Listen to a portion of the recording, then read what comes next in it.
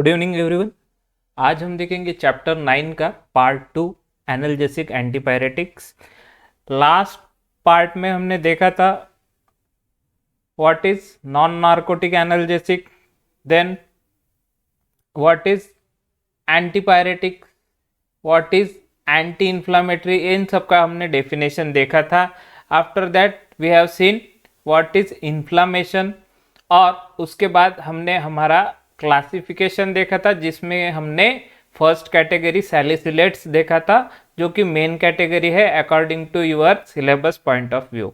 ठीक है, तो आज हम देखते हैं बाकी के बचे हुए 7 types of your analgesic antipyretics, जिसे आप नॉन नार्कोटिक एनाल्जेसिक भी बोल सकते हैं या फिर non steroidal anti inflammatory drug और NSAID भी आप इसको बोल सकते हैं। तो अभी हम आते हैं हमारा क्लासिफिकेशन का सेकंड कैटेगरी जिसका नाम है पैरा अमाइनो फिनॉल डेरिवेटिव। अब इसमें जो दो ड्रग मेन है, एक है phenacetin and second one is your paracetamol. अब फर्स्ट हम देख लेते हैं फिनासिटिन। अब ये फिनासिटिन क्यों इंपॉर्टेंट है वो हम देखते हैं। It is an effective analgesic and antipyretic activity but has no anti-inflammatory action। तो ये एनाल्जेसिक है, मीन्स पेन कम कर सकता है, बुखार कम कर सकता है, बट अगर आपको कभी इन्फ्लामेशन हो जाता है, ओडेमा कंडीशन आ जाता है, ऐसे कंडीशन में ये काम नहीं करता है। फिनासिटिन कॉजेज मिथैमोग्लोबिनेमिया। ठीक है, थोड़ा प्रोनाउंस करने में डिफिकल्ट है, बट मिथैमोग्लोबिनेमिया, सॉरी यार, एक्चुअली MET को अगर हटा दे तो हेमोग्लोबिन एंड इमिया मीन्स इसका होता है। ठीक है, तो ये जो है ये फिनासिटिन का ड्रॉबैक है कि फिनासिटिन क्या करता है कि जो हेमोग्लोबिन होता है, हेमोग्लोबिन में जो आपके आयरन होते हैं, आयरन को ऑक्सीडाइज करता है इनटू फेरिक आयन, और ये फेरिक आयन क्या होते हैं, फर्दर जो है ऑक्सीजन कैरी नहीं कर पाते। ठीक है, अभी हमारा जो रेस्पिरेशन चलता है, रेस्पिरेशन में क्या होता है, ऑक्सीजनेटेड ब्लड हमारा बनता है into your respiratory tract via lungs, जिसमें लंग्स में आपका ब्लड जाता है, ब्लड क्या करता है वहां से आपके लंग्स में से ऑक्सीजन से बाइंड हो जाता है ड्यू टू हेमोग्लोबिन। तो हेमोग्लोबिन, ये जो डिसीज है मिथैमोग्लोबिनेमिया जो है, इसमें क्या होता है कि आपका जो हेमोग्लोबिन का जो आयरन मॉलिक्यूल है, ये आयरन मॉलिक्यूल ऑक्सीडेशन स्टेज में चला जाता है, जिसके वजह से आपका जो हेमोग्लोबिन है जब फिर से आपके लंग्स के पास पहुंचता है तो उसकी कैपेसिटी नहीं रहती है ऑक्सीजन लेने की, due to that oxidation state into ferric ion state. ठीक है, तो ये इसकी वजह से क्या होता है कि भाई हमारे बॉडी में ऑक्सीजन सप्लाई कम होना चालू हो जाता है। अगर हेमोग्लोबिन ऑक्सीजन को कैरी ही नहीं करेगा तो हमारे सेल्स को कैसा मिलेगा, डिफरेंट टिश्यूज को कैसा मिलेगा, वहां पे वेरियस प्रोसेस जो है जो ऑक्सीजन पे डिपेंडेंट है वो कैसा होगी। तो अल्टीमेटली ये धीरे धीरे आपको कोमा में लेके जाता है and after that it may leads to death. It may leads to नहीं, ये डेथ का ही चांस बढ़ा देता है। तो ये फिनासिटिन का बहुत मेजर ड्रॉबैक है। इसके अलावा फिनासिटिन कॉजेस कैंसर। ठीक है, फिनासिटिन कॉजेस कैंसर, ये इसका और एक बहुत बड़ा डिसएडवांटेज है। इसके अलावा अगर आप इसको लॉन्ग टर्म यूज करते हैं फिनासिटिन को, it may leads to renal papillary necrosis. अब ये रीनल पैपिलरी नेक्रोसिस को आप किडनी फेल्यूर भी अल्टीमेटली जनरल टर्म में बोल सकते हैं। अब ये रीनल पेपिलाe कहाँ पे होता है, तो किडनी का स्ट्रक्चर अगर हम देखेंगे तो किडनी में पिरामिड लाइक स्ट्रक्चर होते हैं। पिरामिड लाइक में जो सबसे पिरामिड का जो टॉप होता है, ठीक है, पिरामिड का जो टॉप होता है वैसा ही इसमें भी आपके किडनी में जो टॉप होता है, टॉप एंड, जिसे हम पेपिलाe बोलते हैं, जहाँ पे आपका ब्लड का फिल्टर होके जितना भी यूरिन है या फिर फ्लूइड है वहाँ पे कलेक्ट होता है, उसको वो पेपिलरी एरिया होता है। तो ये पेपिलरी निक्रोसिस में क्या होता है कि भाई ये पेपिलाe के जो सेल होते हैं इसका डैमेज होना चालू होता है ड्यू टू रेगुलर और long term consumption of your phenacetin. अगर हम फिनासिटिन को लॉन्ग टर्म के लिए यूज करते हैं एज एन एनाल्जेसिक और एंटीपायरेटिक, तो ये क्या करते हैं, पेपिलाe सेल को क्या करते हैं, डैमेज करना चालू करते हैं। और ये डैमेज करने की वजह से अल्टीमेटली वहाँ का ब्लड फ्लो जो है वो ब्लड फ्लो हो नहीं पाता, वहाँ पे प्रॉपर ब्लड फ्लो नहीं हो पाता, और अल्टीमेटली ब्लड फ्लो नहीं हो पाएगा तो जो आपके किडनी है, किडनी ये ब्लड को फिल्टर नहीं कर पाएगी, जो टॉक्सिक मटेरियल है वो आपके बॉडी से एलिमिनेट नहीं हो पाएगा, वो अल्टीमेटली अक्यूमुलेट होगा आपके बॉडी में फ्लूइड रिटेंशन होने का चांसेस है, और ये बहुत बड़ा डिसएडवांटेज है जिसके वजह से आपका किडनी जो है ये फेल हो जाएगा। तो ये जो रीनल पेपिलरी निक्रोसिस है, तो इसमें क्या होता है, पेपिलाe जो पार्ट है वहाँ का किडनी का, अगर आप नेट पे सर्च करेंगे किडनी का आपको पता चलेगा कि भाई वो पिरामिड लाइक स्ट्रक्चर होता है, उसमें पेपिलाe करके एक पार्ट होता है जहाँ पे आपका जो ब्लड है, ब्लड फिल्टर होने के बाद जो यूरिन बनता है वहाँ पे कलेक्ट होता है।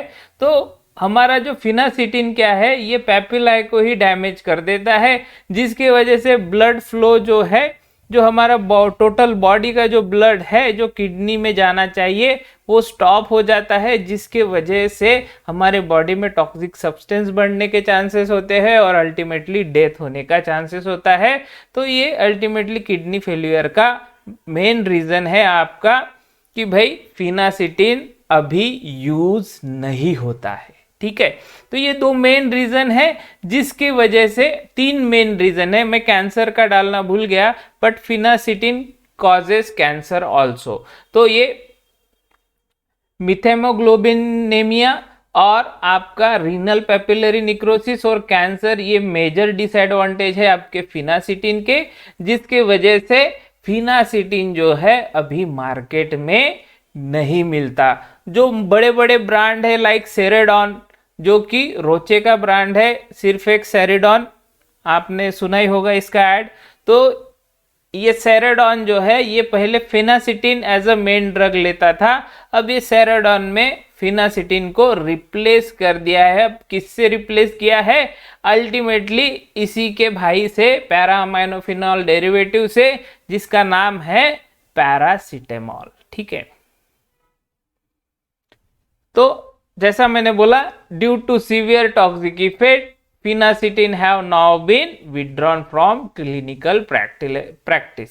तो कोई डॉक्टर इसको प्रिस्क्राइब नहीं करता, और प्रिस्क्राइब किया भी तो ये कोई फार्मेसी में नहीं मिलता है, ये मार्केट से विड्रॉ हुआ है due to this three major drawbacks, methemoglobinemia, renal papillary necrosis and your cancer.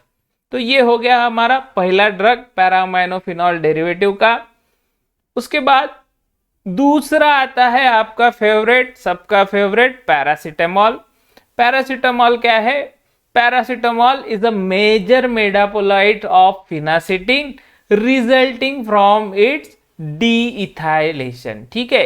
Ethyl group पता है आपको, C2H5, अगर हम फिनासिटिन में से उसको निकाल देते हैं या फिर फिनासिटिन का मेटाबॉलिज्म करते हैं कुछ इस तरह का से कि जिससे हमें इथाइल ग्रुप का रिमूवल मिले, तो हमको प्रोडक्ट मिलता है पैरासिटामोल। तो पैरासिटामोल क्या है, nothing but a major metabolite of phenacetin, जिसके वजह से ये जो है पॉसिबल हो पाया है फिनासिटिन को रिप्लेस करना। अब क्यों रिप्लेस करना पॉसिबल हो पाया है वो हम आगे देखते हैं। It is an effective analgesic and antipyretic activity but have no anti-inflammatory action। तो पैराअमाइनोफिनॉल डेरिवेटिव का एक बात ध्यान में रखिए कि इसमें एंटी इन्फ्लामेटरी एक्शन नहीं है but analgesic and antipyretic activity है। मीन्स ये पेन को कम कर सकता है एज वेल एज बुखार को कम कर सकता है। बट अगर आपको वहाँ इन्फ्लामेशन है, रेडनेस है, आपका कोई ओडेमा कंडीशन है, means retention of water in और फ्लूइड इन पर्टिकुलर एरिया जहाँ पे आपको इन्फेक्शन हुआ है, तो वहाँ पे वो फ्लूइड को कम नहीं करेगा, वहाँ के इन्फ्लामेशन को वो कम नहीं करेगा। तो ये एक इसका डिसएडवांटेज है। बाकी एनाल्जेसिक एंटीपायरेटिक एक्टिविटी के लिए आप पैरासीटामोल यूज कर सकते हैं। Paracetamol is a comparatively safer drug and is well absorb on oral administration. तो ये इसका मेन एडवांटेज है ओवर फिनासिटिन कि ये सेफर ड्रग है। पैरासीटामोल जो है, पैरासीटामोल में ना मिथाइल हेमोग्लोबिनेमिया या फिर रीनल पैपिलरी निक्रोसिस या फिर कैंसर, ये जो चीजें हैं ये पैरासीटामोल में नहीं होती है, फिनासिटिन में होती है। इसलिए जो सैराडोन मैंने बोला है, सैराडोन में फिनासिटिन की जगह अभी पैरासीटामोल यूज करते हैं। विक्स का भी फॉर्मुलेशन था एक फिनासिटिन का, तो वो भी मार्केट से विड्रॉ हो गया, उसने पैरासीटामोल को रिप्लेस नहीं किया। बट सैराडोन अभी भी फेमस ब्रांड है, तो उसने क्या किया है कि भाई फिनासिटिन को पैरासीटामोल से रिप्लेस कर दिया because it is comparatively safer drug than your phenacetin. ठीक है, और ये वेल एब्जॉर्ब होता है आफ्टर ओरल एडमिनिस्ट्रेशन। इसका अगर आप ओरली एडमिनिस्टर करते हैं तो ये इजीली एब्जॉर्ब हो जाता है। It is metabolize in the liver and excreted in the urine. तो ये सिंपली आप ओरली लेते हैं तो वाया जीआई ट्रैक्ट एब्जॉर्ब हो जाएगा, लीवर में चला जाएगा, लीवर में इसका मेटाबॉलिज्म हो जाएगा और मेटाबॉलिज्म होने के बाद फाइनली इसका एक्सक्रीशन जो है इसके मेटाबोलाइट का वो यूरिन से हो जाएगा। Paracetamol is given orally in the dose of 300 to 600 mg every 4 hours. ये मैं फॉर लिख गया हूं पर 4 आवर्स मीन्स 4 घंटे में आप 300 से 600 mg का डोज दे सकते हैं ओरली पैरासीटामोल का। अगर बुखार है या फिर पेन है तो आप पैरासीटामोल को 300 से 600 mg तक ले सकते हैं। तो बच्चों में भी आजकल इसको देते हैं 100 mg का पर ml का इसका सायरप आता है, कोई 120 या 100 mg पर ml का सायरप आता है, वो बच्चों के लिए यूज होता है, पेडियाट्रिक कंडीशंस में यूज होता है। इसके अलावा इंट्रावेनसली भी इसे देते हैं। इसका 100 ml का आपका सलाइन सॉल्यूशन आता है जिसमें 1% वेट बाय वॉल्यूम आपका पैरासीटामोल होता है, जो कि इमरजेंसीज में देते हैं। जब आपका बुखार बहुत ज़्यादा बढ़ जाता है, 103 104 डिग्री फ़ारेनहाइट पे चला जाता है या उसके ऊपर चला जाता है, ऐसा इमरजेंसी कंडीशन में to cool down your body, आपके बॉडी को कूल करने के लिए, अप टू नॉर्मल टेम्परेचर में लाने के लिए ये इंट्रावेनसली देते हैं पैरासीटामोल को, जिसमें 1% वेट बाय वॉल्यूम पैरासीटामोल होता है। तो पैरासीटामोल को एक तो ओरली फॉर्म में टैबलेट फॉर्म में देंगे और intravenously in the form of solution हम देंगे। तो ये हो गया आपका पैरासीटामोल। इसके बाद large dose of paracetamols are hepatotoxic. तो अगर हम कंटिन्यूअसली पैरासीटामोल कंज्यूम करते हैं, भाई थोड़ा सा भी दर्द हुआ पैरासीटामोल ले लो, थोड़ा सा भी थकान हो गया पैरासीटामोल ले लो, सर दर्द हो गया पैरासीटामोल ले लो, जिसको हैबिट हो गया है पैरासीटामोल का, जो है एडिक्शन जैसा पैरासीटामोल लेता है, मीन्स थोड़ा छोटा मोटा दर्द हो गया, टेंशन नहीं लेने का, पैरासीटामोल लेने का, ऐसे लोगों के लिए बहुत खतरा है, उनका लीवर डैमेज हो जाता है, सीधा टॉक्सिक इफेक्ट उसके लीवर पे आता है, और लीवर गया तो सब गया। लीवर अल्टीमेटली आपका खाना से लेके दवाई सबको डाइजेस्ट करने का काम करता है लीवर, और अगर लीवर काम नहीं करेगा तो अल्टीमेटली आपका जो पेशेंट है, पेशेंट का डेथ होना मीन्स 100% उसका चांस है। तो ये हो गए हमारे पैरा अमाइनोफिनॉल डेरिवेटिव्स। अब आते हैं हम नेक्स्ट कैटेगरी पायराजोलन डेरिवेटिव। अब इसमें कौन सा मेन ड्रग है? इसमें है फिनाइल ब्यूटाजोन।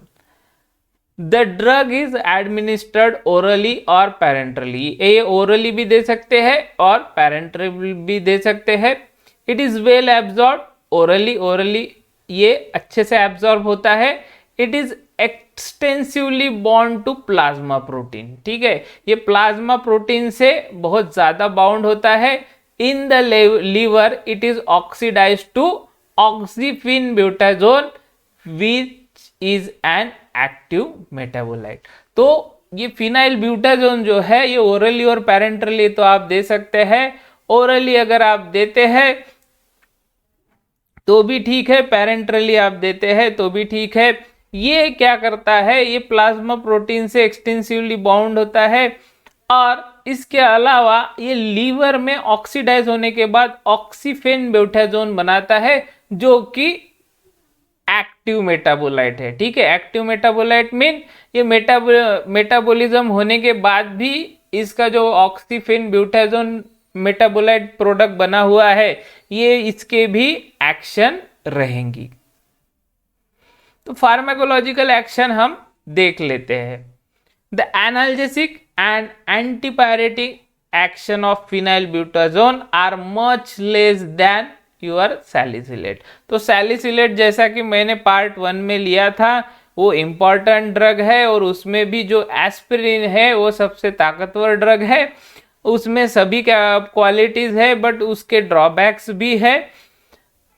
तो फिनाइल ब्यूटाजोन जो है, जो हमारा पायराजोलोन डेरिवेटिव है, ये एनाल्जेसिक और एंटीपायरेटिक इन एक्शन है बट बहुत ही लेस इसका इफेक्ट है than your salicylate. The anti inflammatory action is remarkable, but इसका एंटी इन्फ्लामेटरी एक्शन जो है वो थोड़ा अच्छा है, रिमार्केबल है। It reduce the capillary permeability and also inhibit biosynthesis of prostaglandin and thus act as an anti inflammatory drug. तो हमने जैसा कि देखा था पार्ट 1 में कि आपका प्रोस्टाग्लैंडिन का कॉन्सेंट्रेशन बढ़ जाता है जब भी इन्फ्लामेशन हो जाता है।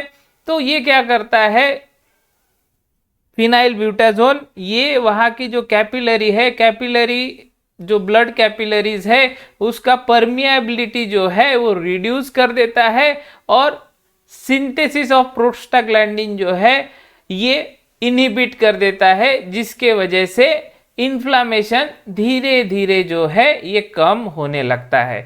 तो इन्फ्लामेशन कब होता है? जब आपको कोई वायरल इन्फेक्शन हो गया है, या फिर कहाँ पे कटना छिलना, या फिर कोई आपको इंजरी हुई है तो वहाँ पे स्वेलिंग आ जाता है, वहाँ पे पानी पकड़ लेता है due to excess permeability of your capillary, और जो भी वहाँ पे ब्लड वेसल्स होगी, ब्लड वेसल्स का परमिएबिलिटी बढ़ जाता है, जिसकी वजह से वाटर वहाँ बढ़ जाता है।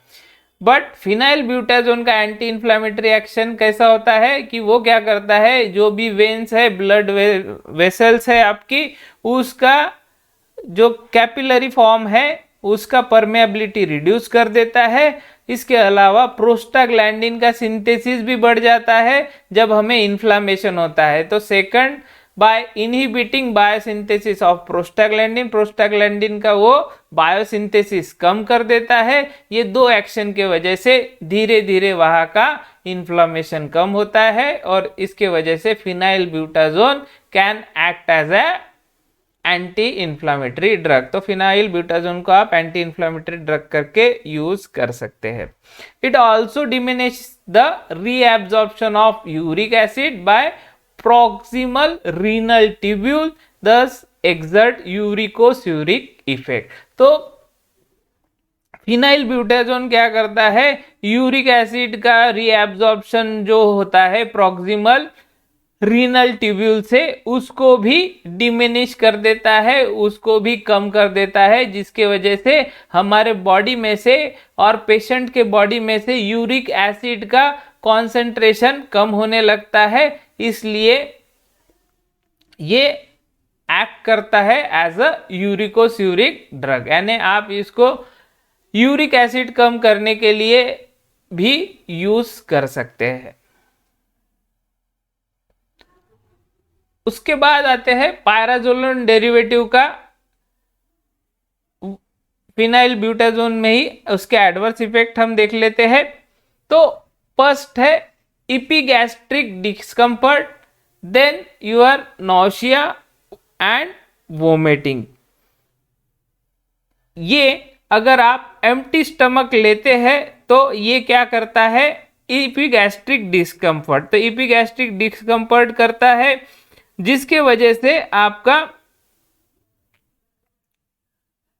इरिटेशन होता है आपका जीआई ट्रैक्ट में, उसकी वजह से नौशिया वोमिटिंग होता है अगर आप इसको एम्प्टी स्टमक लेते हैं।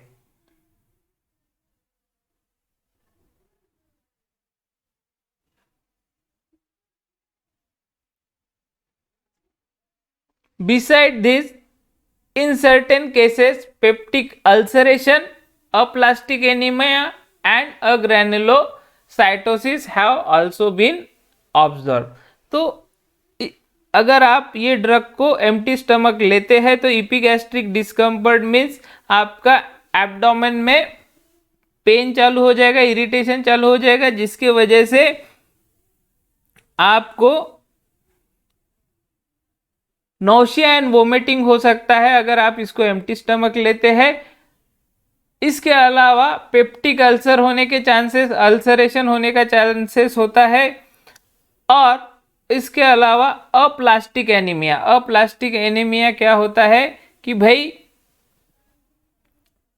ये जो प्रीमैच्योर आपके बोन मैरो जो है ये इरिवर्सिबली आपके ब्लड सेल बनाता है। मीन्स एक बार सेल जितने बन गए उसके बाद सेल नहीं बनता, sorry, aplastic anaemia means bone marrow का इतना कैपेसिटी नहीं रहता है या फिर बोन मैरो डैमेज हो जाता है, जिसके वजह से वो आपके ब्लड सेल नहीं बना पाता है। और ब्लड सेल नहीं बना पाता है तो आपको जैसा कि पता है सेल का, सभी सेल का एक लाइफ स्पैन होता है। तो अप्लास्टिक एनीमिया में एक बार सेल जितने हैं आपके ब्लड में उतने ही रहते हैं। अगर बोन मैरो डैमेज हो गया है तो वो आपके दूसरे सेल नहीं बना पाता। ब्लड में जो कंपोनेंट्स है, आरबीसीज, डब्ल्यूबीसीज जो भी है, वो बना नहीं पाता, उसे हम अप्लास्टिक एनीमिया बोलते हैं। ऐसे कंडीशन में ब्लड ट्रांसफ्यूजन का बहुत काम पड़ता है। मोस्टली अप्लास्टिक एनीमिया जिसको भी होता है, स्पेशली ये चिल्ड्रंस को होता है देन एडल्ट्स। चिल्ड्रंस को ब्लड ट्रांसफ्यूजन का बहुत टाइम ये करना पड़ता है, मीन्स बहुत बार ब्लड ट्रांसफ्यूजन करना पड़ता है, मीन्स पुराने ब्लड से नए ब्लड को रिप्लेस करना पड़ता है। तो ये चीज आपके पायराजोलिन डेरिवेटिव फिनाइल ब्यूटाजोन में होती है। इसके अलावा अग्रैनुलोसाइटोसिस, तो अग्रैनुलोसाइटोसिस क्या है, ये भी एक लाइफ थ्रेटनिंग ब्लड डिसऑर्डर है, जिसमें न्यूट्रोफिल्स जो होते हैं, जो वाइट ब्लड सेल होते हैं न्यूट्रोफिल्स, ये आपकी बॉडी इनफ क्वांटिटी में नहीं बना पाती। ठीक है, तो ये इसका भी ये एक बहुत बड़ा डिसएडवांटेज है, ठीक है। एडवर्स इफेक्ट में ये बहुत बड़ा डिसएडवांटेज है अप्लास्टिक एनीमिया एंड अग्रैनुलोसाइटोसिस। तो अग्रैनुलोसाइटोसिस में जो है ये लाइफ थ्रेटनिंग ब्लड डिसऑर्डर भी आप इसको बोल सकते हैं कि भाई न्यूट्रोफिल्स जो है, न्यूट्रोफिल्स हमारे बॉडी में नहीं बनते। अब ये न्यूट्रोफिल्स क्या है? न्यूट्रोफिल्स अग्रैनुलोसाइट है, और अग्रैनुलोसाइट और अल्टीमेटली डब्ल्यूबीसी का एक पार्ट है, ठीक है। डब्ल्यूबीसी कैटेगरी में आता है आपका न्यूट्रोफिल्स, और न्यूट्रोफिल्स जो है ये आपका डिफेंस मैकेनिज्म में काम में आता है, ठीक है। जो बॉडी का इम्यून सिस्टम होता है वो टोटली कौन देखता है? आपका व्हाइट ब्लड सेल देखता है, और उसमें भी न्यूट्रोफिल्स जो है, न्यूट्रोफिल्स तभी काम करता है जब आपको कोई जर्म का इन्फेक्शन हो गया, आप पे कोई वायरल इन्फेक्शन हो गया, और अगर पेशेंट को अग्रैनुलोसाइटोसिस है जिसमें कि भाई उसके बॉडी में ये डब्ल्यूबीसी जिसका नाम न्यूट्रोफिल्स है वो बन ही नहीं पाता, तो ये लाइफ थ्रेटनिंग डिसीज है। उसे कोई भी छोटा मोटा सर्दी खांसी भी हो जाएगा तो भी वो रिकवर होने में उसको तकलीफ जाएगा। तो अप्लास्टिक एनीमिया और अग्रैनुलोसाइटोसिस ये मेजर ड्रॉबैक है आपके फिनाइल ब्यूटाजोन के। उसके बाद condition such as hepatitis and nephritis. तो हेपेटाइटिस आपको पता है, और नेफ्राइटिस, ये दोनों जो चीजें हैं ये भी जो है डेंजरस है, और ये फिनाइल ब्यूटाजोन की अगर आप थेरेपी लेते हैं तो उसमें हेपेटाइटिस और नेफ्राइटिस ये होता है, ठीक है।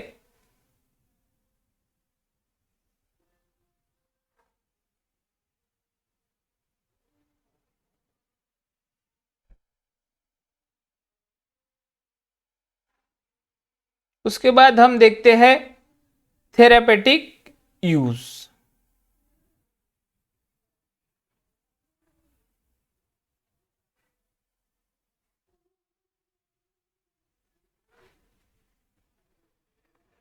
तो फर्स्ट है,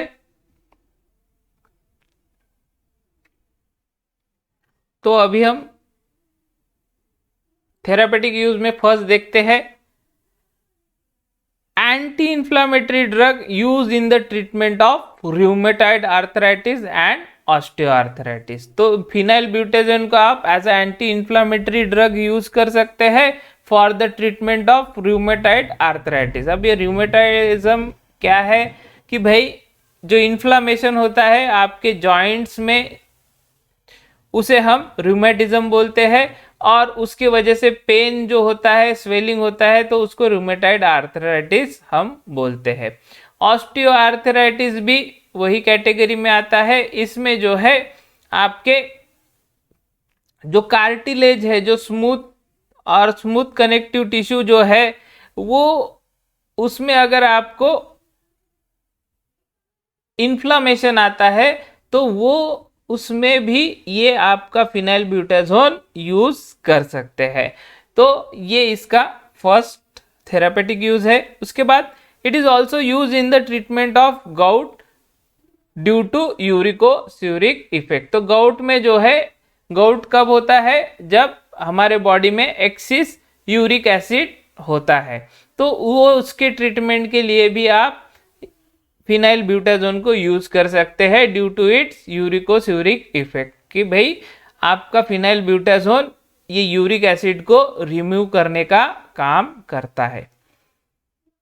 उसके बाद आते हैं सेकंड ड्रग एनाल्जिन। तो पहले हम फिनाइल ब्यूटाजोन का फिर से एक बार एडवर्स इफेक्ट और थेरापेटिक यूज को एक बार जल्दी से देख लेते हैं। तो फर्स्ट एडवर्स इफेक्ट है इपीगैस्ट्रिक डिस्कम्फर्ट, मींस एब्डोमेन जो जीआई ट्रैक्ट है उसमें इरिटेशन होगा, उस जिसकी वजह से नौशिया और वोमिटिंग हो गया। बट ये कब होगा? जब हम हर ड्रग को एम्प्टी स्टमक लेंगे, ठीक है। तो मैं तो रेकमेंड करता हूं जितने भी NSAID है उसको आप आफ्टर मील ही ले, बिकॉज सभी ऑलमोस्ट सभी के सभी ड्रग जो है ये आपके जीआई ट्रैक्ट को इरिटेट करने का काम करते हो, जिसकी वजह से वोमिटिंग 100% होता ही है। पैरासीटामोल रहे या फिर एस्पिरिन रहे, एम्प्टी स्टमक ले तो उसमें ये चांसेस मोस्टली होते हैं।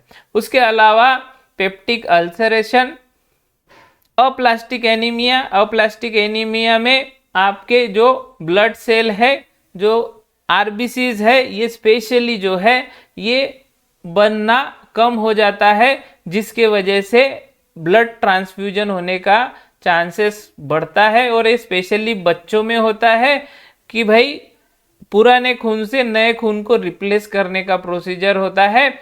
तो ये स्पेशली अप्लास्टिक एनीमिया में होता है। और उसके बाद है agranulocytosis means specially white blood cell में न्यूट्रोफिल्स का प्रोडक्शन कम होना या फिर बंद होना, उसे हम बोलते हैं अग्रैनुलोसाइटोसिस, जो कि लाइफ थ्रेटनिंग है। इसके वजह से फिनाइल ब्यूटाजोन को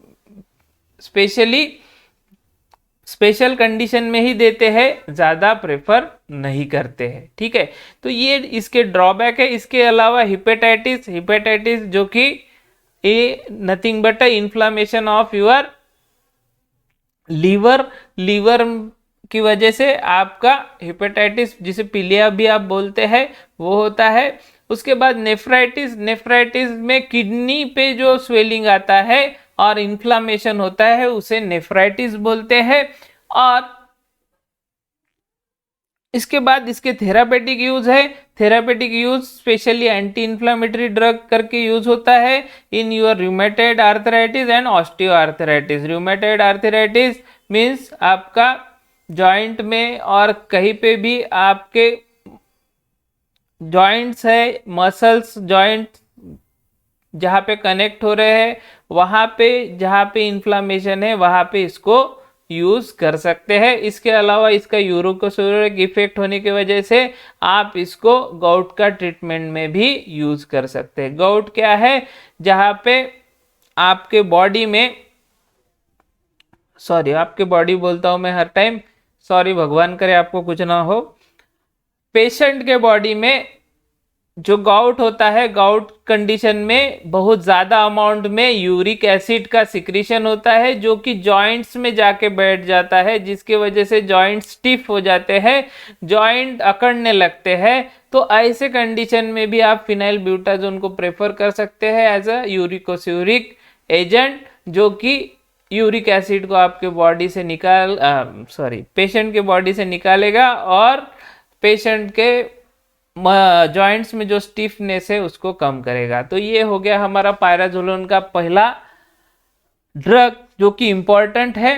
उसके बाद आते हैं हम एनाल्जिन, सेकंड ड्रग। तो analgin can be given both parenterally and orally. Its effect similar to aspirin. Aspirin के जैसे इफेक्ट है वैसे ही इसके भी इफेक्ट है एनाल्जिन के। It has no distinct advantage over aspirin except that it may give parenterally in emergency। तो aspirin को जो है हम पैरेंटरली नहीं दे सकते, उसको ओरली ही देते हैं। और एनाल्जिन का वो एडवांटेज है कि भाई एनाल्जिन को हम पैरेंटरली दे सकते हैं और एनाल्जिन उतना ही इफेक्टिव है जितना आपका एस्पिरिन है। और इमरजेंसी कंडीशन में एनाल्जिन काम में आता है, एस्प्रिन काम में नहीं आता है।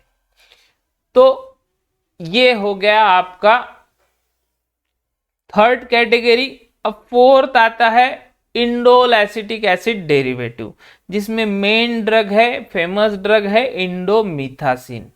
तो indomethacin exhibit analgesic, anti inflammatory and antipyretic action as that of aspirin.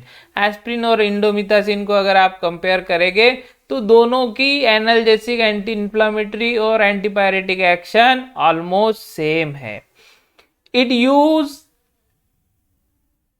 is likely to cause headache, giddiness, vertigo and gastric upset। तो ये इसके ड्रॉबैक है कि भाई ये हेडेक प्रोड्यूस करता है, गिडीनेस प्रोड्यूस करता है, उसके बाद वर्टिगो, सिर घूमना, और आपका गैस्ट्रिक अपसेट ये करता है। ठीक है, तो giddiness nothing but a dizziness का टाइप है कि भाई आपकी बॉडी का जो बैलेंस है और आपके सेंस है वो थोड़े घूमने लगता है, आपका सर घूमने लगता है, आपकी बॉडी जो है वो बैलेंस नहीं रहती है। तो अगर आप डिजीनेस भी बोलेंगे तो भी चलेगा। तो गिडीनेस और डिजीनेस इसका ड्रॉबैक है, हेडेक होता है, वर्टिगो, सिर घूमना, गैस्ट्रिक अपसेट, ये इसके मेन डिसएडवांटेज है। Because of high incidence of side effects with chronic administration it is not recommended unless aspirin therapy is not effective or not tolerated। तो इंडोमिथासिन का जो है इसका साइड इफेक्ट्स ज़्यादा है, इसकी वजह से जब भी एस्प्रिन काम थेरेपी काम नहीं करता या फिर पेशेंट एस्प्रिन को टॉलरेट नहीं कर पाता है तभी इंडोमिथासिन को देते हैं, अदरवाइज फर्स्ट प्रेफरेंस एस्प्रिन को ही देते हैं, एस्प्रिन थेरेपी को ही देते हैं। अब इंडोल एसिडिक एसिड डेरिवेटिव में दूसरा ड्रग आता है आपका सुलिंडैक। अब सुलिंडैक क्या है, ये क्लोजली रिलेटेड टू इंडोमिथासिन है। It has analgesic, antipyretic and anti inflammatory action as that of aspirin. तो एस्प्रिन जितना ही पावरफुल सुलिंडैक भी है। It is a pro drug and its sulphide metabolite is active. अब ये प्रो ड्रग क्या होता है? प्रो ड्रग ऐसे ड्रग होते हैं कि जो हमारे बॉडी में इनएक्टिव फॉर्म में जाते हैं, बट जब वो लीवर में जाते हैं और उसका मेटाबॉलिज्म होता है, मीन्स टूटते हैं और डिग्रेड होते हैं, तो उससे एक एक्टिव मेटाबोलाइट बनता है और एक नया कंपाउंड बनता है जिसे हम एक्टिव मेटाबोलाइट बोलते हैं। और ये एक्टिव मेटाबोलाइट से फिर हमें जो डिजायरेबल एक्शन चाहिए वो मिलता है। तो ये जो सुलिंडैक है ये प्रो ड्रग है, मीन्स अगर हम सुलिंडैक को लेते हैं तो ये फर्स्ट जाएगा आपका स्टमक में डिग्रेड एब्जॉर्ब होगा, एब्जॉर्ब होने के बाद डिस्ट्रीब्यूट होगा, डिस्ट्रीब्यूट होके लीवर में जाएगा, लीवर में जाने के बाद ये टूटेगा। लीवर का काम क्या है? मेटाबॉलिज्म। मेटाबॉलिज्म आपको पता है anabolism and catabolism. Anabolism means बनाना और कैटाबॉलिज्म मीन्स तोड़ना। तो लीवर में तोड़ने का काम होता है। जो भी हमारी बॉडी जो है, हम जो भी कंज्यूम करते हैं, न्यूट्रिएंट्स हो गया, फूड्स हो गया या फिर ड्रग हो गया, तो हमारी बॉडी सबको कंसीडर करती है एज अ एंटीजन कंसीडर करती है और फॉरेन मटेरियल कंसीडर करती है। तो जब भी हमारे स्टमक से ये एब्जॉर्ब होती है और डिस्ट्रीब्यूट होता है ब्लड में, ब्लड सीधा जो भी है ये पहले लीवर में जाता है, फिर ब्लड लीवर में जितना भी हमने जो भी खाया है, आइदर ड्रग हो या फूड हो, लीवर उसको पचाता है और मेटाबोलाइज करता है। उसके बाद जो बचता है वो फर्दर आपके ब्लड में रहता है। तो यही चीज होता है सुलिंडैक के साथ कि भाई ये हम प्रोड्रग करके लेते हैं, ये साइलेंटली जाता है, डिजोल्व होता है, एब्जॉर्ब होता है, डिस्ट्रीब्यूट होता है और आपका डिस्ट्रीब्यूट होके ब्लड के थ्रू आपके लीवर में जाता है और लीवर में जाके ये ब्रेक डाउन होता है और इसका जो सल्फाइड मेटाबोलाइट जो बनता है वो फिर बनता है वायलेंट और एक्टिव फॉर्म, और जो कि आपको analgesic, antipyretic and anti inflammatory action दिखाता है। इसके बाद it is a potent inhibitor of cyclooxygenase and less toxin than indomethacin. तो ये एडवांटेज है ओवर इंडोमिथासिन कि भाई ये इंडोमिथासिन से लेस टॉक्सिक है और ये साइक्लोऑक्सीजिनेस जो है, ये साइक्लोऑक्सीजिनेस जो कि एंटीपायरेटिक एक्शन के लिए रिस्पॉन्सिबल है, इसमें भी ये एंजाइम को इनिबिट करने का काम करता है। तो मेन मोड ऑफ एक्शन इसका यही है कि भाई ये साइक्लोऑक्सीजिनेस, जो कि आपका ये एनाल्जेसिक, एंटीपायरेटिक और एंटी इन्फ्लामेटरी इफेक्ट जिनके वजह से होता है, उसमें का ही एक एंजाइम है, उसको इनिबिट करने का काम करता है। It is mainly used in the treatment of rheumatoid arthritis and ankylosing spondylitis. तो ये rheumatoid arthritis and ankylosing spondylitis में यूज होता है। एंकिलोजिंग स्पॉन्डिलाइटिस मीन्स जो आपके वर्टिब्रल कॉलम है, वर्टिब्रल कॉलम्स में अगर गैप आ गया है, वहाँ पे कुछ प्रॉब्लम्स हो गए हैं, वहाँ पे इन्फ्लामेशन आ गया है, तो ऐसे जगह पे ये काम करता है। एज अ ट्रीटमेंट आप सुलिंडैक को दे सकते हैं for ankylosing spondylitis and your rheumatoid arthritis. Rheumatoid arthritis means joint में inflammation due to mostly uric acid के वजह से भी होता है या फिर कोई अदर रीजन के वजह से होता है, और उसके अलावा पेन होता है, स्टिफनेस बढ़ जाता है आपके जॉइंट्स में। तो ये दोनों चीजों के लिए आप सुलिंडैक को यूज कर सकते हैं एज अ ट्रीटमेंट। अब हम आते हैं next category, anthranilic acid derivative. इसमें आपका मेन ड्रग है मीफिनेमिक एसिड। तो mefenamic acid is an acid derivative which is quite effective in chronic and dull aching pain. तो chronic and dull aching pain जो है, जो कि इंटेज है पर डल है, ऐसे पेन में ये इफेक्टिव है। However it is a weaker analgesic than aspirin. तो एस्प्रिन से तो ये वीकर एनाल्जेसिक मीन्स इसका पेन रिड्यूसिंग प्रॉपर्टीज जो है वो एस्प्रिन से कम है, बट आप इसको दे सकते हैं in chronic dull aching pen. अब ये क्रोनिक मीन्स इंटेंस हो गया और डल है, और मीन्स यानी बहुत समय से जो पेन चल रहा है उसमें आप इसको दे सकते हैं। यानी जो लॉन्ग लास्टिंग पेन होते हैं उसमें आप मीफिनेमिक एसिड दे सकते हैं, बट इसका एनाल्जेसिक प्रॉपर्टी एस्प्रिन से कम है। Toxic reactions of mefenamic acid include gastric upset. आपका जीआई ट्रैक्ट को ये अपसेट कर देगा, जिसके वजह से डायरिया होने का चांसेस है, डिजीनेस होने का चांसेस है, हेडेक होने का चांसेस है, स्किन पे रैशेस आने का चांसेस है, हेमोलाइटिक एनीमिया होने का चांसेस है। Haemolytic anaemia means, haemo means आपका आयरन का कमी के वजह से आपका एनीमिया मीन्स आपका हेमोग्लोबिन जो है, हेमोग्लोबिन का लेवल कम होना, उसे बोलते हैं हेमोलाइटिक एनीमिया होने का चांसेस है। और ब्लड डिस्क्रेसियास, ठीक है, ब्लड डिस्क्रेसियास मीन्स ब्लड के जो डिसऑर्डर है, ब्लड के डिसऑर्डर में आप डिसऑर्डर एंड डिसीज का डिफरेंस अलग अलग है। Disorder means change in order, ठीक है, मीन्स इम्बैलेंस। इम्बैलेंस जो होता है आपके ब्लड के कॉन्सेंट्रेशन में, वो ड्यू टू मीफेनेमिक एसिड होने के चांसेस है। तो ये हो गया हमारा मीफिनेमिक एसिड, ज्यादा कुछ नहीं है इसमें बताने का।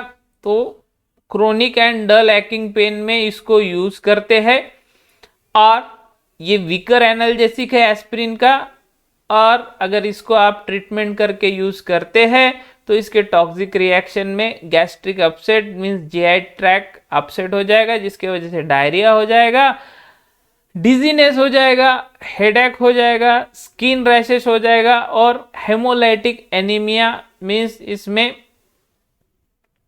अल्टीमेटली हीमोग्लोबिन कम हो, हेमोग्लोबिन का जो कॉन्सेंट्रेशन है और लेवल है वो कम हो जाएगा, और ब्लड डिस्क्रेसियास मीन्स ब्लड के अदर डिसऑर्डर होने का भी चांसेस है, ठीक है। वैसा तो डिस्क्रेसियस का मीनिंग जो है ये है imbalance of your fluids which are present in your body. But अभी मॉडर्न जो टेक्निक है, मॉडर्न साइंस के हिसाब से डिस्क्रेसियस को ब्लड से रिलेट किया हुआ है। ओल्डर टाइम में डिस्क्रेसियस का meaning imbalance in your various fluid present in your body. जो हमारे बॉडी में अलग अलग फ्लूइड्स प्रेजेंट है, आइदर हार्मोन्स हो या फिर आपके ब्लड हो या फिर अदर फ्लूइड हो, उसमें अगर इम्बैलेंस होता है उसे बोलते हैं डिस्क्रेसियस। और डिस्क्रेसियस का अगर हम यूक्रेसियस बोले, EUCRASIAS, तो उसे बोलते हैं बैलेंस ऑफ बॉडी फ्लूइड। ठीक है, तो ये नॉलेज के लिए बताया, यहाँ पे मैंने मेंशन नहीं किया है। तो डिस्क्रेसियस तो specially blood dyscrasias means disorder of blood होने के चांसेस होते हैं due to toxic reaction of mefenamic acid. उसके बाद आते हैं प्रोपियोनिक एसिड डेरिवेटिव। अब इसमें कौन सा ड्रग है आपका फेवरेट? आइबुप्रोफेन। आइबुप्रोफेन ऐसा देखा जाए तो यूएस वगैरह में ज़्यादा यूज़ नहीं करते, आप आउटडेटेड ड्रग है, कुछ कुछ जगह बैन भी ड्रग है, बट इंडिया में ये बहुत चलता है। आइबुप्रोफेन स्पेशली बच्चों के लिए चलता है। तो आइबुप्रोफेन इनिबिट प्रोस्टाग्लैंडिन सिंथेटेस। तो आइबुप्रोफेन क्या करता है? प्रोस्टाग्लैंडिन सिंथेटेस को इनहिबिट करता है। Due to this property it exhibit a strong analgesic, antipyretic and anti inflammatory action.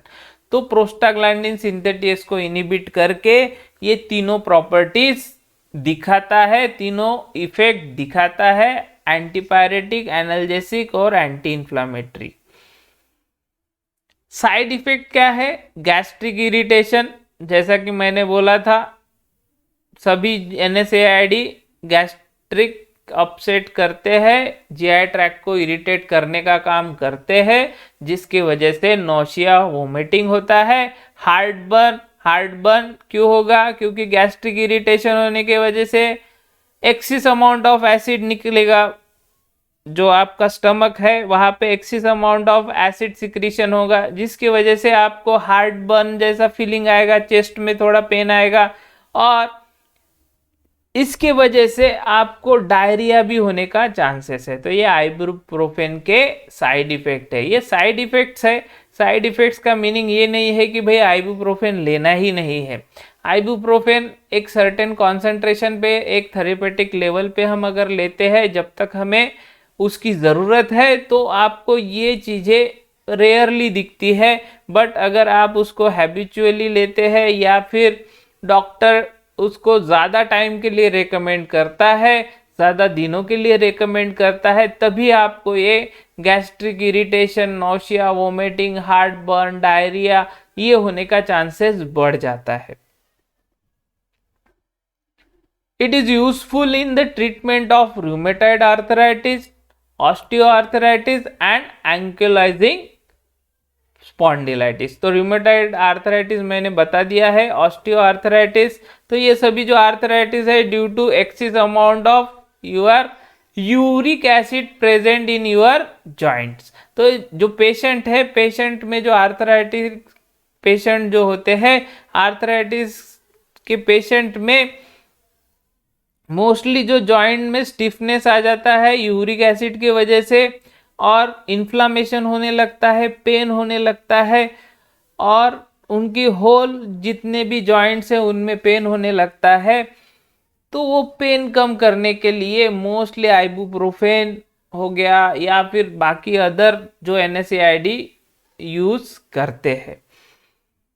तो जिसमें तीनों प्रॉपर्टीज है, एनाल्जेसिक, एंटीपायरेटिक और एंटी इन्फ्लामेटरी एक्शन, तीनों काम एक ही ड्रग कर सकता है, तो वो प्रेफर करते हैं इन रूमेटॉइड आर्थराइटिस में, ऑस्टियोआर्थराइटिस में एंड एंकियोलॉजिंग स्पॉन्डिलाइटिस में। जो आपके वर्टिब्रे हो गया, स्पाइनल कॉर्ड में जो वर्टिब्रे हो गया, यहाँ पे अगर आपका इन्फ्लामेशन होता है, पेन होता है, ऐसी चीज़ों में आइबुप्रोफेन बहुत अच्छा काम करता है।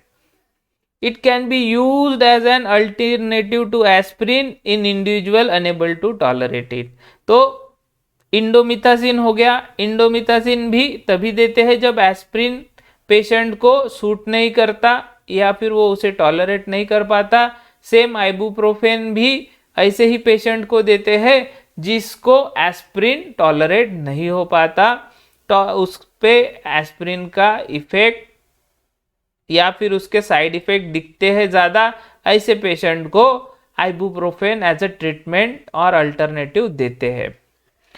अब आइबुप्रोफेन से रिलेटेड ही अदर ड्रग है प्रोपियोनिक एसिड डेरिवेटिव में, जिसमें आता है आपका naproxen, then fenoprofen, then ketoprofen and flurbiprofen. तो ये सभी जो ड्रग है ये आइबुप्रोफेन के जैसे ही है और उसके जैसा ही इफेक्ट दिखाते हैं। तो अगर आपके एग्जाम में अगर प्रोपियोनिक एसिड डेरिवेटिव्स में इसमें से कुछ भी पूछते हैं तो आप आइबुप्रोफेन से रिलेटेड थोड़ा लिख सकते हैं। ऑलमोस्ट सभी ड्रग जो है यही काम में आते हैं। रूमेटॉइड आर्थराइटिस, ऑस्टियोआर्थराइटिस, एंकलाइजिंग स्पॉन्डिलाइटिस में भी नेप्रोक्सेन देते हैं। नेप्रोक्सेन भी फेमस ड्रग है, तो आइबुप्रोफेन में जितनी प्रॉपर्टीज है वो नेप्रोक्सेन में भी है। और फिनाप्रोफेन, कीटोप्रोफेन और फ्लूबीप्रोफेन ये तो आइबुप्रोफेन के डेरिवेटिव है। तो अगर आपको एग्जाम में पूछते हैं तो आप आइबुप्रोफेन की ये सब प्रॉपर्टीज और क्वालिटीज एंड ड्रॉबैक्स उसमें लिख सकते हैं। उसके बाद आते हैं ऑक्सीकैम डेरिवेटिव। ऑक्सीकैम डेरिवेटिव में पायरोक्सिकैम फेमस एग्जांपल है।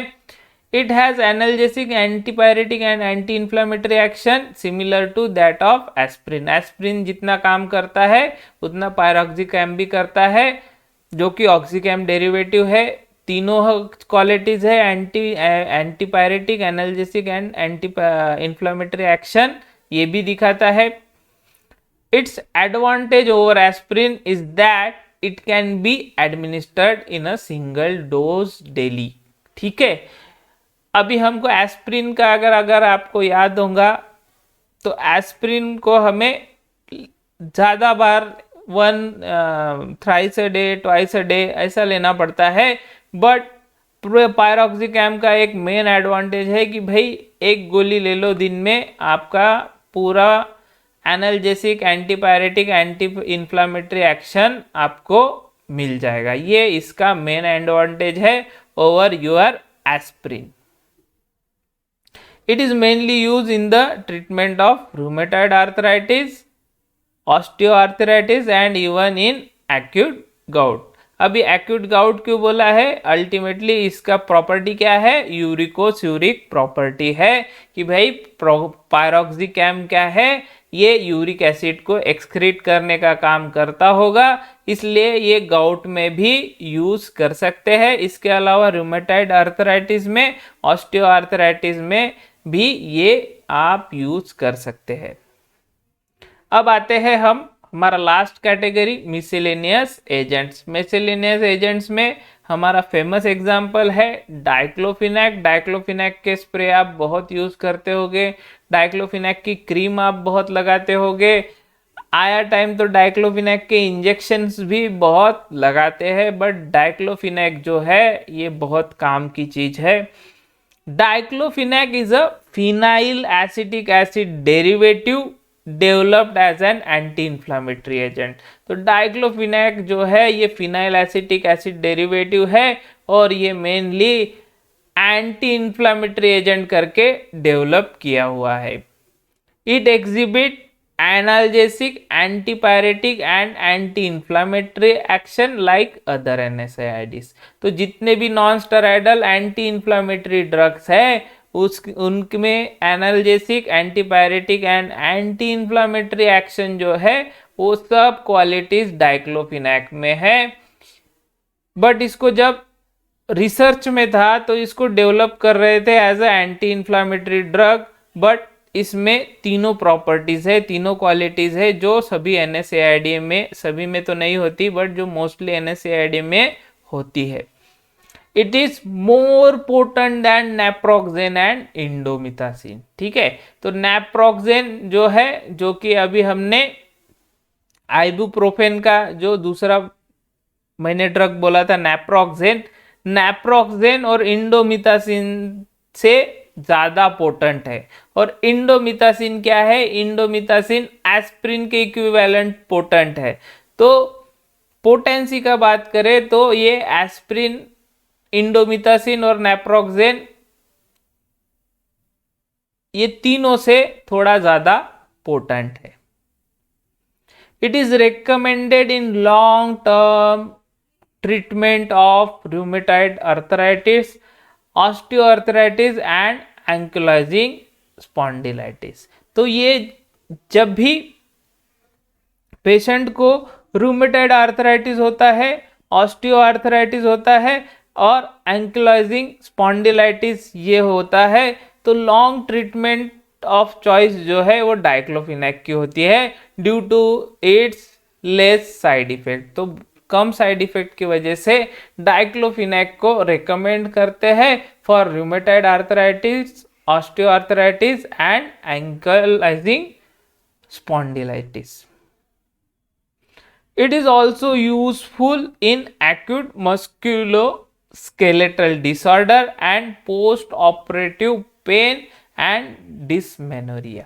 तो ये मस्कुलोस्केलेटल डिसऑर्डर ही है, rheumatoid arthritis, osteoarthritis, ankylosing spondylitis, ये मस्कुलोस्केलेटल डिसऑर्डर ही है एक टाइप के, बट जो कम और ज़्यादा सीवियर नहीं होते हैं, एक्यूट कंडीशन के मस्कुलोस्केलेटल डिसऑर्डर होते हैं, इसमें भी ये यूजफुल है। उसके बाद पोस्ट ऑपरेटिव पेन हो गया, जिनसे ऑपरेशन होने के बाद जिनको पेन होता है, जहाँ पे जो भी पार्ट का ऑपरेशन हुआ है वहाँ पे अगर पेन होता है, तो वो पेन कम करने के लिए भी डाइक्लोफिनेक के इंजेक्शन यूज होते हैं। डाइक्लोफिनेक के इंजेक्शंस को भी यूज करते हैं to reduce operative post operative pain. उसके अलावा डिसमेनोरिया, जो कि मेंस्ट्रुअल साइकिल में जो क्रैम्प्स आते हैं उसमें पेन होता है ड्यूरिंग मेंस्ट्रुएशन, तो वो भी कम करने के लिए डाइक्लोफिनेक को यूज करते हैं। तो ये हो गया हमारा मिसेलिनियस एजेंट जो कि फेमस है, डाइक्लोफिनेक। तो यहाँ पे हमारी 8 कैटेगरी खत्म हो गई है और हमारा ये चैप्टर जो है एनाल्जेसिक एंटीपायरेटिक यहाँ पे खत्म होता है।